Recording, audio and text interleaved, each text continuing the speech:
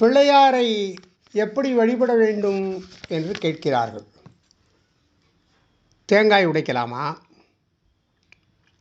அருகம்புல் சாத்தி வழிபடலாமா? எப்படி செய்த பிள்ளையாரை நாம் வழிபட வேண்டும் என்று பலவித சந்தேகங்களை எழுப்புகிறார்கள். பிள்ளையார் ரொம்ப எளிமையான கடவுள். அதாவதுங்க, மஞ்சளிலே செய்தாலும் மண்ணிலே செய்தாலும் மங்காத நலம் தருவார் விநாயகர். மண்ணால் செய்த பிள்ளையாரை வழிபடலாம். மண்ணால் செய்த பிள்ளையாரை வழிபட்டால் நற்பதவி கிடைக்கும். சிலர் புற்றுமண்ணில் உருவான விநாயகரை வணங்குவார்கள். புற்றுமண் என்பது சங்கரன் கோவில் அம்பாள், கோமதி அம்பாள் சந்நிதியின் ஒரு புறத்தில் புற்றுமண் இருக்கிறது. அதேபோல் வேறு எந்த கோயிலாவது புற்றுமண் உங்களுக்கு கிடைத்தால் அந்த புற்றுமண்ணில் உருவான விநாயகரை வணங்கலாம். இத்தகைய விநாயகர் வழிபாடு உங்களுக்கு நிறைய லாபம் கிடைக்க செய்யும். உப்புக்கு ரொம்ப சிறப்பு உண்டு. உப்பு என்பது மகாலட்சுமியின் அம்சம். உப்பால் உருவான விநாயகரை வணங்கினால் எதிரிகளை ஜெயிக்கலாம்.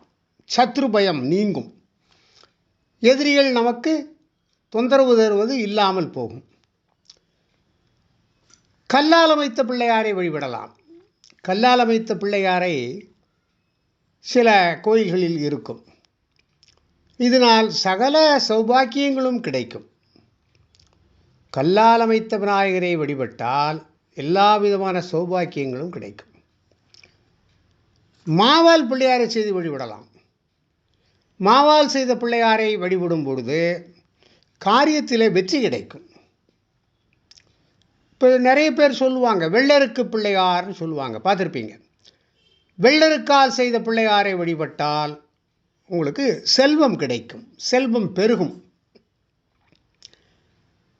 மஞ்சளை வச்சு சில பேர் பூஜையெல்லாம் பண்ணும்போது மஞ்சள் தூள்னால் பிள்ளையார் செய்து வழிபடுவாங்க. அதுக்கு பூஜை பண்ணுவாங்க. விநாயகர் கூட மந்திரங்களை சொல்லியே பூஜை பண்ணுவாங்க. இந்த மஞ்சள் தூளினால்